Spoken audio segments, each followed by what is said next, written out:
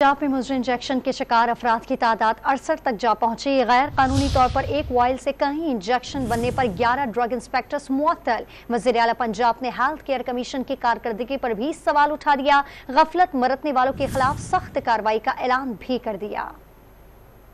पंजाब के मुख्तलिफ शहरों में इंजेक्शन से बिनाई मुतासर होने के वाकयात पर सूबाई हुकूमत ने एक्शन ले लिया। महकमा सेहत ने 8 शहरों के 11 ड्रग इंस्पेक्टर्स मुअत्तल कर दिए। मुअत्तल किए जाने वाले इंस्पेक्टर्स के इलाकों में एक इंजेक्शन से कई इंजेक्शन बनाए जा रहे थे।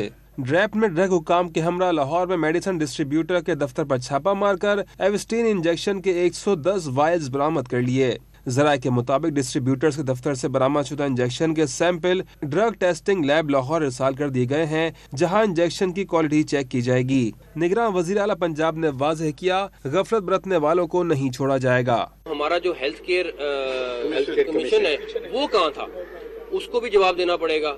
जो हमारा ड्रग इंस्पेक्टर उसको भी जवाब देना पड़ेगा। प्लस जो ये इलीगल काम कर रहे थे हमने अपना भी एहतसाब करना है। खाली ये नहीं कि ये कर दें कि हम ड्रग इंस्पेक्टर को कर दें, तो जहाँ जहाँ प्रॉब्लम आई हम उसको इंशाल्लाह ताला फिक्स करेंगे।